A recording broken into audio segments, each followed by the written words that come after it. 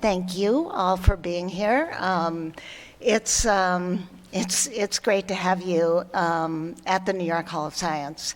And I also want to lean into really thanking our colleagues at AAAS for choosing to host this convening of the STEM Opportunity Alliance here at this institution. I think what's important is to really engage and include the informal learning sector in these dialogues, right? I see a lot of hands going up. Thank you, guys. In helping to realize this vision. We're a community of folks that brings a long-standing track record of building inclusive approaches to STEM that empower young people to discover their own agency as scientific thinkers and doers. So I think many of you in this room who represent that sector have a lot to contribute to the work that we're going to be able to do here today. So we're excited about that. And just a few additional comments. While there are always examples of amazing educators who lead incredible STEM programs in their schools, in the aggregate, and these are statistics that we really should lean into thinking about. The school day tells a very different story about what's going on. So 90 minutes of instructional time, on average, goes to teaching English language arts, about 60 minutes to math, and about 20 minutes to science, each day in our elementary schools. So already it's clear we're leaving a lot of talent and opportunity behind from the youngest grade levels. And to shift gears a little bit, the situation at the undergraduate level is also bleak. If you manage to go on and be a STEM major at the undergraduate level, lecturing and rote memorization is, of course, the norm. And research has found repeatedly that about 87% of the time that students spend in classrooms is spent listening to lectures.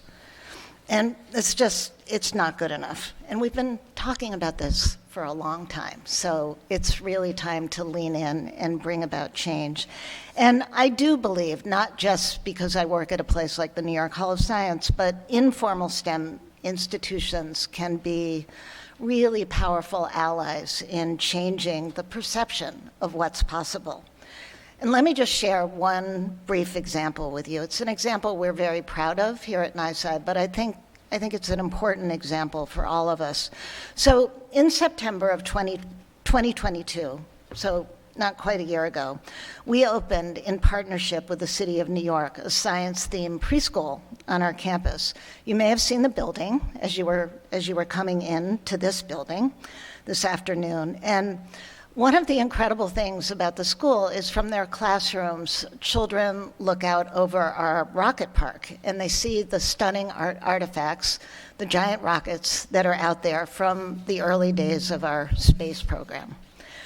Nearly 300 3- and 4-year-olds from the local community have access to high-quality STEM instruction every single day. And teachers and the students routinely use NYSCI as a place to enrich their learning. And weekend programs for families enable parents to experience firsthand with their children the ways in which experiential, playful learning supports the really important development of emerging scientific reasoning and engineering practices. So this is just one of many, many examples from our sector that illustrate why our involvement and expertise is essential for a truly equitable STEM future. So we're looking forward to a playful day of fun and productive conversations. And now it's my pleasure to introduce Dr. Sudip Parikh, who serves as the 19th Chief Executive Officer of the American Association for the Advancement of Science, which, as we know, is one of the largest and most prestigious scientific organizations in the world.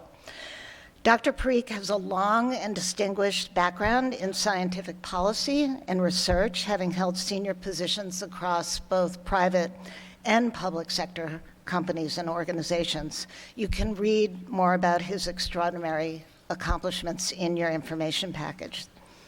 He's also strongly committed to STEM education. He's the parent of 3 children, and he importantly prioritizes volunteering as a STEM mentor in his children's schools. And his leadership has significantly amplified AAAS's longstanding commitment to STEM equity and excellence. And I'm sure many of you also know in this room Dr. Shirley Malcolm, who's led that work for many, many years at AAAS.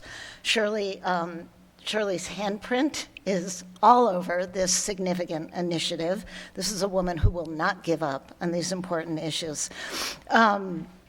And it's extraordinary to have a leader of AAAS at this moment in time that is as committed to equity of opportunity as Shirley Malcolm has been, and who's willing to build on and amplify all that work. So a round of applause for Dr. Parikh.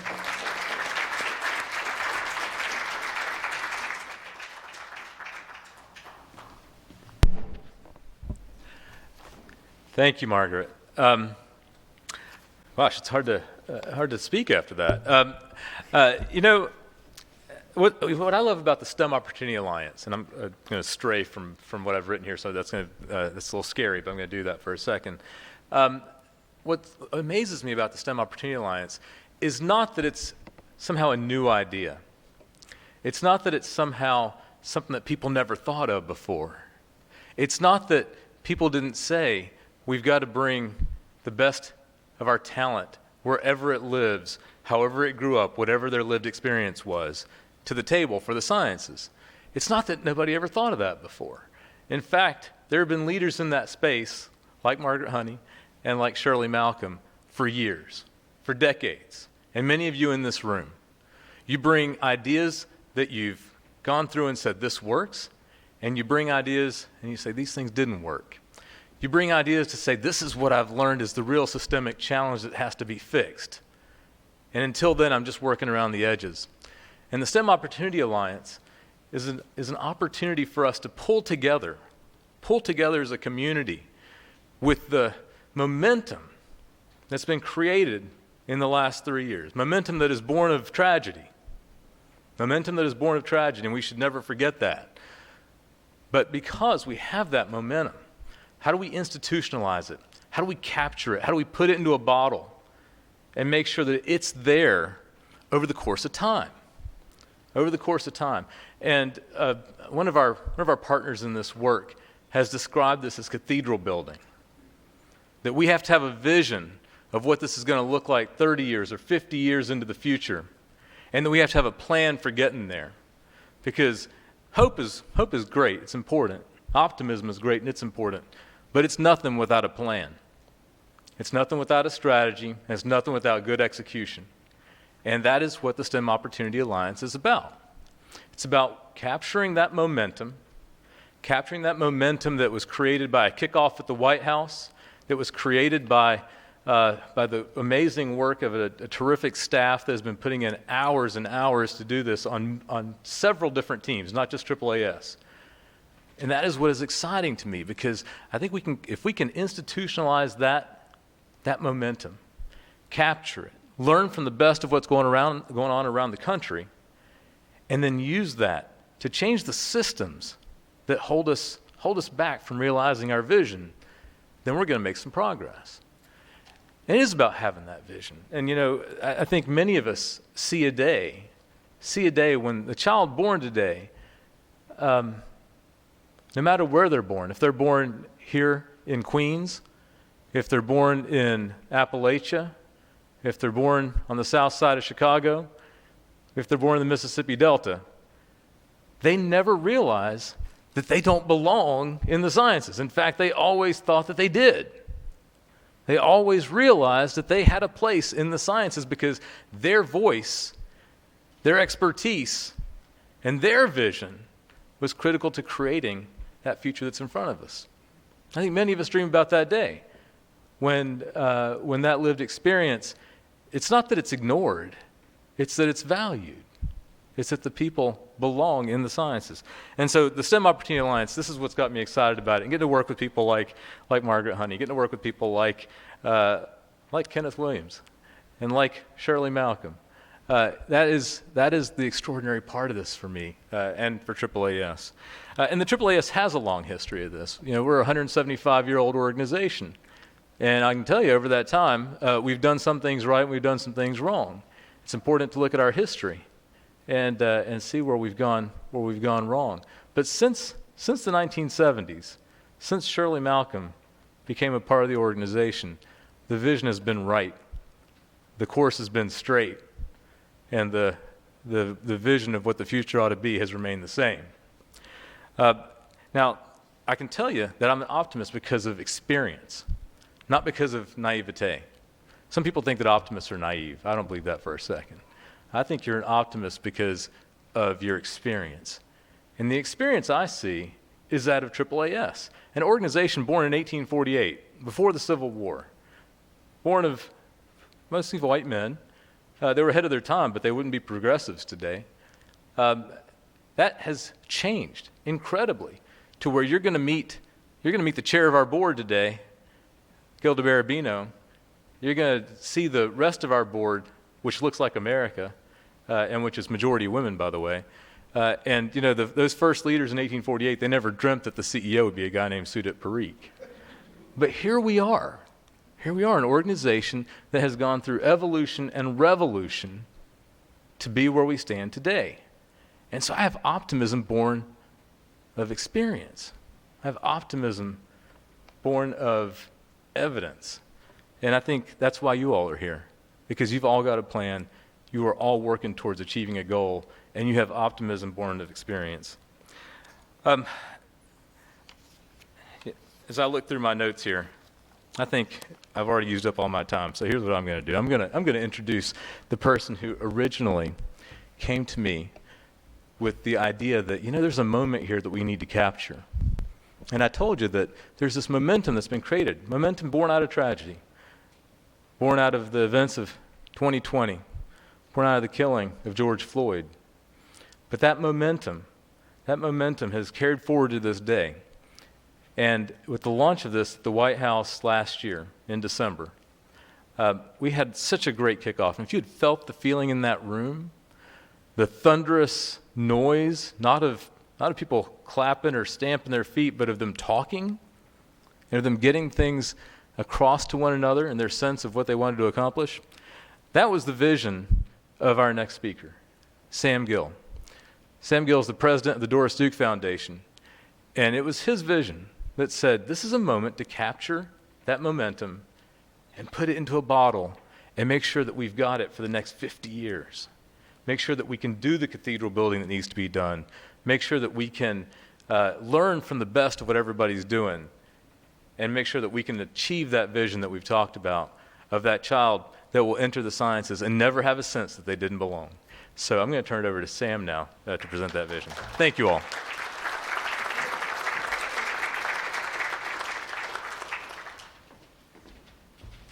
Thank you very much, Sudip. That was a very generous introduction. And thanks to all of you for being here. We just moved into new offices at Doris Duke, and I didn't realize until I got out of the Uber today that we're definitely missing rocket ships at our offices. It really is quite striking. But thank you, Margaret, and thanks to the whole team for hosting, and thanks very much to Travis and Shirley and Michael and the whole AAAS staff for your work today, but of course to bring the STEM Opportunity Alliance into being. Doris Duke Foundation supports the well-being of people on the planet for a more creative, equitable, and sustainable future, and we have a very eclectic range of programs. The reason that we're a part of the STEM Opportunity Alliance is our program to support medical research, which is led by Cindy Escobar Alvarez, who's here today. And this work and work that she's led for over a decade to really build a much more inclusive and diverse and equitable biomedical workforce led us to be an early partner and a founding partner of the STEM Opportunity Alliance, and we were proud to do this with a number of other foundations who are critical to supporting science in this country. Some of them are here: Sloan Foundation, Burroughs Wellcome, Chan Zuckerberg Initiative, Moore, Luce Foundation, Macy Foundation, Lasker Foundation, Lyda Hill Foundation, Rita Allen Foundation, Simons Foundation, where some of us will be tomorrow, and Spencer Foundation. And I think the breadth of those philanthropies speaks obviously to the persistence of this challenge and also the power of this agenda. I want to talk today about, just for a couple minutes, about why it's so important for all of us to be a part of a movement for greater equity and excellence in STEM. And to me, the root of it is that in many ways the problem of equity in STEM is both simple and complicated. I think the simple part is that racism, sexism, and other isms are very real in our society. And they have been forces that we know clearly have systematically denied opportunity to many Americans in every conceivable field. And there should be no surprise that science has, of course, been affected by these forces. The hubris to think that there is some part of our society that's an exception to this is what condemns us in many ways to continue to grapple with and struggle with these forces. But I think there are some characteristics as well that make science especially vulnerable to some of these forces of marginalization and exclusion. The obvious one is the culture of rigor, which is very important to science, but often creates excuses for creating exclusive environments. Another is that science is related to our hopes for the idea that objectivity is real, that there are some things that exist independent of us and of our minds. And I think that that's an important hope. But it's a hope that sometimes disguises the importation into science of things that aren't objective, of our own biases, of our own subjective limitations. But one of the things that I think makes science vulnerable to being inimical to equity is and that I think is manifest in the power of this conversation here today, is the way that the science enterprise sometimes, because of its vastness, tends to balkanize itself.